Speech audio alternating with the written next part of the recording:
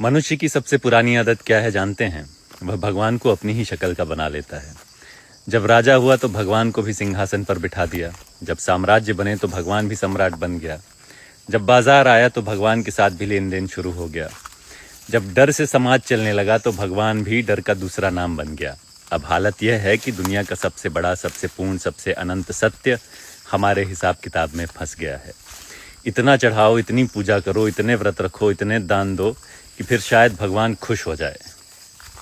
मुझे हमेशा यह बात बहुत अजीब लगती थी, जो पूरे ब्रह्मांड का स्वामी है, क्या सचमुच वह मेरे नारियल का इंतज़ार कर रहा होगा? जो अरबों आकाश गंगाओं के बीच इस सृष्टि को चलाता है, क्या उसकी प्रसन्नता मेरे सोने की चेन पर निर्भर करेगी? अगर ऐसा है तो वह भगवान कम और हमारी कल्पना ज़्यादा लगता है। गीता में कृष्ण कहते हैं, ना में पार्थस्ति कर्तव्यम त्रिषु लोकेषु किंचन। मेरे लिए तीनों लोकों में कुछ भी प्राप्त करना शेष नहीं है। पूर्णता की यही तो पहचान है। जिसके पास सब कुछ है उसे किसी से कुछ नहीं चाहिए। फिर भी हमने भगवान के साथ वही व्यवहार शुरू कर दिया जो अक्सर किसी अधिकारी, किसी मंत्री या किसी प्रभावशाली व्यक्ति के साथ करते हैं। उसे प्रसन्न रखो, उसे उपहार दो, शायद काम बन जाए। शायद समस्या चढ़ावे में नहीं है। किसी मंदिर, मस्जिद, गुरुद्वारे या चर्च में श्रद्धा से दिया गया दान लोगों की मदद भी करता है, संस्थाओं को भी चलाता है।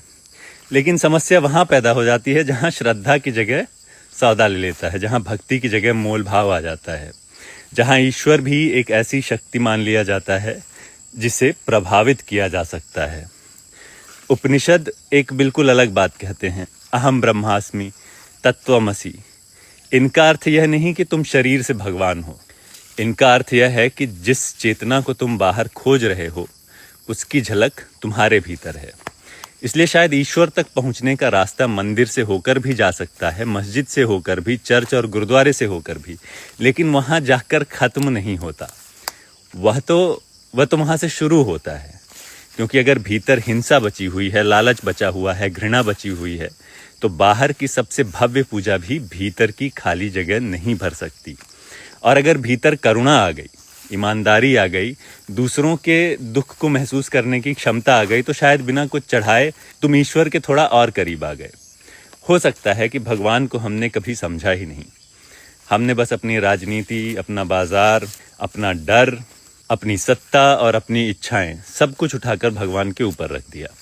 फिर उसी तस्वीर के सामने सिर झुकाकर यह मान लिया कि हमने भगवान को पा लिया।